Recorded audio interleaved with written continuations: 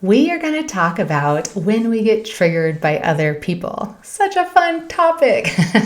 And I say it because I've recently been triggered. With all the gatherings and the get-togethers and the relationships and the family and the friends, it's bound to happen to all of us at certain times. And so one of my favorite things to do after the fact is to take a little breather and do some reflection so that next time I'm better prepared and have less likelihood of getting triggered. And we do this because I want to feel peace in the future as much as I can, as often as I can. And so the more work I do, the more honesty, the more self-evaluation, the more reflection I engage in now, I know from personal experience that it brings me more capacity and more spaciousness and more peace going forward, where I'm not as likely to get as triggered as often or in such big ways. And that is what I want. So I'm going to share with you 5 questions that I think are really helpful to those of us who are trying to kind of do some of the processing after the fact. So first of all, think of a scenario where you've been recently triggered. You can often identify it where you had a really strong judgment. She shouldn't have done that. She always does this. I hate it when he does that. So we have like a really big reaction to something. Sometimes it might be a place where you felt rage or just felt real frustration and anger. For some of us, it comes across more like a shame spiral. All it took was that person saying that one thing and suddenly we felt horrible about ourselves and we were just kind of like, Other times it comes across as fear and we can look back and realize we just kind of clinched and like stopped and got frozen. So look back recently and just look at where was a time where somebody said or did something or not, didn't say the right thing or didn't do the thing, and we felt a strong, visceral reaction. We were really annoyed. Where was that? Who was that? What were you doing? What did they say? So look back and ask yourself that. Okay, and then here's the 5 questions that I want us to kind of look back around that scenario. First of all, how did you know you were triggered? What did it look like and feel like in your body? For me, when I was recently triggered, it looks like almost like an immediate impatience. Like I typically have a lot more patience for people and for situations and for conversations, but in this situation, she says something and I'm impatient and I'm just like, oh. And I do an internal eye roll. I can feel myself do it. And I can feel myself just kind of like tense a little bit, like ready for battle. Even if I choose not to take the battle, even if I'm just going to let it go, I feel ready for it. And I just kind of go, ooh, I can't let her just get away with that. And so there's like this immediate reaction. What does it look like and feel like in your body? Maybe it's in your stomach. Maybe it's in your shoulders. Maybe it's like an immediate just sense of like all energy drains out of your body. Or maybe it's like you're just fists up internally. So write down and think through for you, what does it look like? What does it feel like? And can you look back and see, does that normally your pattern? Because one of the things we want to do is start identifying what it looks like on us so that we start seeing when we're doing that thing. It's amazing how much we can go through life unconsciously even getting triggered and not even actually grasping that we are being triggered and knowing to then go back and look at that later. And so let's name what it looks like and feels like so we can catch ourselves being triggered in a better, more quick way. So really look at how that comes across to you in your body, at least with this person or these kinds of situations. The second question that's really good for reflection is just being able to say, what were you feeling in that moment? What was the emotion for you? I've named several of them already. What was the thing that just kind of what was the forward feeling you had? And this is the work of emotional intelligence. There's some really, really good books out there. If you haven't dived very much into having an emotional map or a really good sense of all the different diagrams out there that help you get nuanced feelings, really powerful to pull up a list of feeling words to kind of try them on and be like, was that more impatience or frustration or annoyance? Was that disappointment or sadness or depression? And just kind of trying on the different emotions. One of my favorite brain specialists, Arlene Taylor, it talks about the difference between an emotion and a feeling. An emotion being like, she equates it to like an orange cone on the side of the road, where it's like something happens, you see this brightness, you're like, no, something's not right. And that's the emotion. It's your body feeling something. It's like there's a message to be delivered. The feeling is like kind of like what we decide to do with that emotion. Typically, we would want to look at that orange cone and start being like, okay, what am I supposed to be noticing here? Are there people working on the road? Or is there a car on the side of the street that I need to be cognizant of? Or is there ice? Is it slippery? And so we see the orange cone and we're immediately starting to kind of assess, right? That's an emotion. Like, we can't not be triggered. That's just our body sending us a message. Just like anger and fear are telling us something. We want to name it so that we can kind of dig into that emotion a little bit better. A feeling would be if we decided to take that cone with us and drive and just keep driving. So we're not meant to be collecting cones and like staying there and just being like, and just carrying them all with us, but we are meant to be kind of taking in that information. So we want to ask ourselves, what is this really bringing up for me? Why does this thing bother me so much? Like, what is this about? And so write down, like, what are your judgments? Why is this thing so bothersome to you?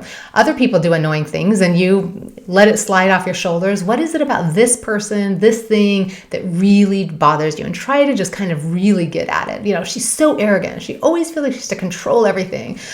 He's just so clueless, you know, and so it's like writing down, and sometimes it just comes out as judgment, and that's the easier way to start it. And so just kind of get clear on that. And then we're going to kind of shine it back on ourselves. It's kind of like looking in a mirror and saying, okay, I get so mad that she tries to control everything. And that's a great opportunity for us to kind of reflect and say, was that because I wanted to be in control? Is that because they weren't following my plan? Is that because I'm controlling? Or is that because I want to be more controlling? Is that because I don't feel permission to have control in my life? Am I tired of everyone else picking my path for me? What can I do to have more control? There's all kinds of questions to ask there, where we want to kind of try them on and see what lands for us. Maybe it's she's just so arrogant, and be like, okay, is that because I'm scared of being seen as arrogant? Is that because I want to be more arrogant? Is that because I've been conditioned to not shine, or to not be proud, or to not think it's okay to do a great job? Do I wish I were more like her, actually? So just kind of really having honest inquiries and being willing to ask all the questions. That doesn't mean they're true. It's just ask as many different questions as you can about that thing, about like, what is it that I'm reacting to in that? So this is really hard. Our ego really wants to keep it that this is their problem. But self-growth comes when we say, what is it about that is getting me? There's a famous Bible verse that talks about seeing the splinter in somebody else's eye and not noticing the log in our own. And I just think, wow, it's so true so often. If we can just let our ego down and be like, I am still a good person, I'm still amazing, I'm still loving. And that doesn't mean that she's perfect, but what is this that I can learn about for myself? Because I want to be a better person, so let me see it. That's my prayer. Just let me see it. I actually get kind of excited now when I land on things. I'm like, ooh, oh yeah. And I kind of get like a personal growth high when I find things about myself that I'm like, that's what it is. That's what I'm feeling. So let yourself just see who you are and learn more about yourself, because it not only sets you up for more meaningful, intimate relationships, which I know you want, but we'll never be able to get close to people or feel that connected to them if we're constantly judging everybody, or if everybody has to be perfect around us, or if we can't control our own emotions. So we want to do this so that we can show up in relationship. But we also want to do this because I don't want to feel reactive all the time. I want to feel peace. I want to be at a party and stay in joy. I want to be able to know that I'm in charge of my emotions to some degree, that I can get myself back to peace, that I don't have to let somebody else's actions take me down, that I'm able to stand in my own emotional space and protect my emotional space. That's really important to me. I want to go through life not feeling like a victim to other people's words and actions. So we want to get at it. We want to get at it. The fourth question comes from Byron Katie. I love this question. She has some great work, by the way, on she calls them turnarounds, but helping you kind of get at what it is that might help you identify why you're so judgmental. So I invite you to look at her work too on that. But she asks a great question that says, who would I be if I didn't feel this way? Who would I be if I let this go? Who would I be? What would I be feeling if I didn't have this thought? Those are so good, because my brain immediately goes, well, I'd be feeling so happy. If she didn't do this, I'd be feeling, if I didn't have this thought that she shouldn't do this, I would feel at peace. I wouldn't feel judgmental. I would feel freedom. I would feel just joy. Like, what is it? My body would feel relaxed. I would feel just like I could keep enjoying this conversation. And so being able to like feel what I would feel is such an interesting question, because then my body immediately goes to like, well, that sounds like a better feeling than what we're feeling right now. And then my body, my ego actually wants to go there too. Like, wow. And I realize that sometimes when we're afraid of like letting them off the hook, it's actually ourselves we're letting off the hook, which is so powerful, because I'm the one suffering right now. Like when we can actually ask, who would I be if I didn't have this thought? We're comparing how we feel right now, all worked up, all frustrated, all judgy, to like, if I weren't judging this person, how would I feel? And when we can see that difference, most of us would be like, I would rather be feeling that way. Like, it's not fun to drive around with cones in our car. It doesn't feel good to be in judgment. I mean, it feels self-righteous for a few moments, but that's not how we want to live our life. And so that's such a great inquiry. It helps me kind of move myself to like back to saying, yeah, I want that peace. And then the last question that I love asking is, what do I want to do with this information? So is this a situation where there's a boundary that needs to be set, or is this a situation where I just need to do more personal reflection? Is this more about me just needing to dig deeper? Do I need to do more journaling? Do I want to talk to my therapist? Maybe I have a close friend that I can say, I don't quite feel like I'm nailing exactly what triggered me. Would you help me try some ideas on? And what do you think it could be? Or is this something we feel like we just need to have some space and time for? Do we feel like we need to go cry and just heal and like let our emotions express themselves at a safe place?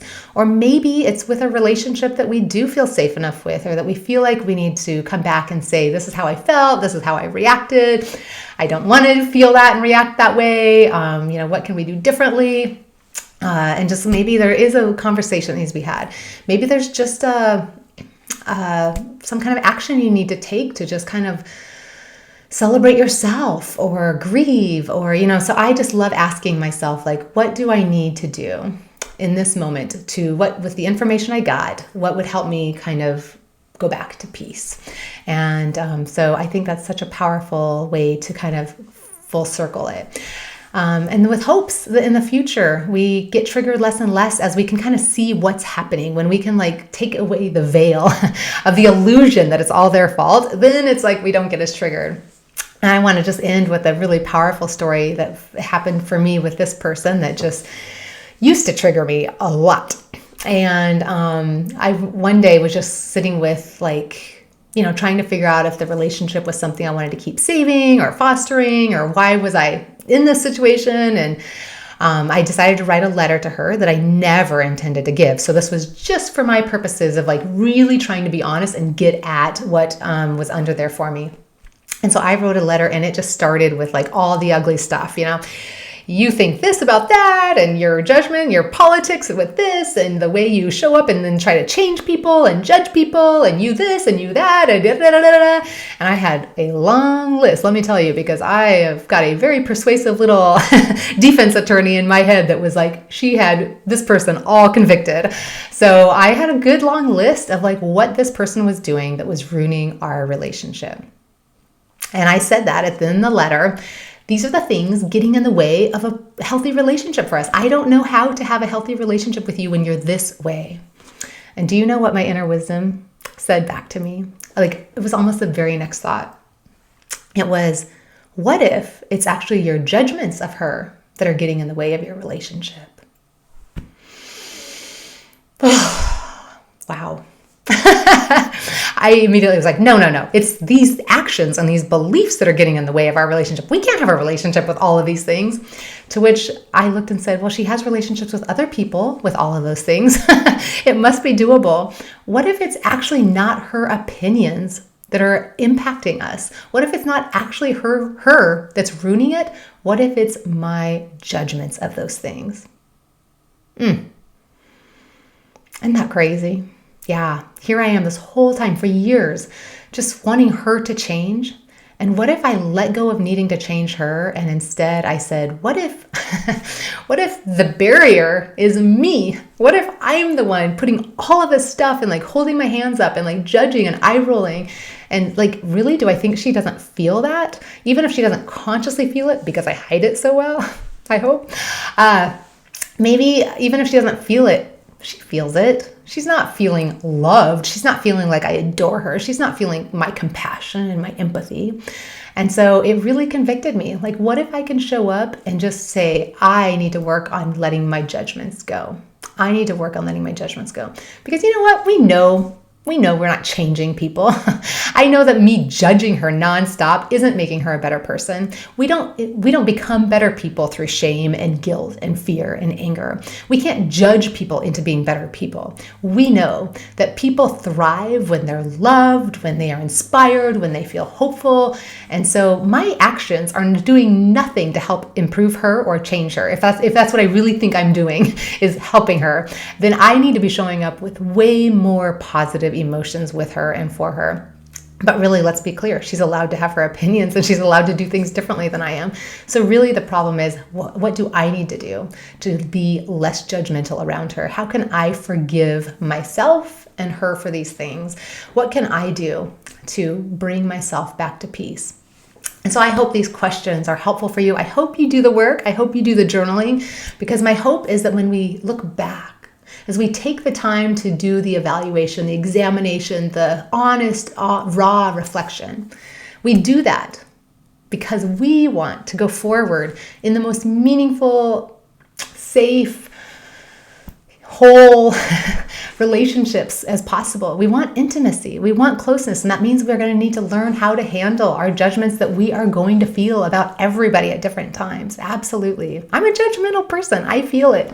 And I don't want those to get in the way of being closer to people. Plus, I want to be able to go through life feeling my own peace and my own joy. I don't want to know that somebody can say the wrong thing and set me off. I want to know that I've done the work and that I'm okay. I am here for it and I am safe and I am worthy and I am lovable, and they are too. So I hope these questions have been helpful to you. Biggest blessings to you as you go forward. Thank you for being a person who values personal growth and relationship health. It matters so much. We need more of this in the world. Thank you.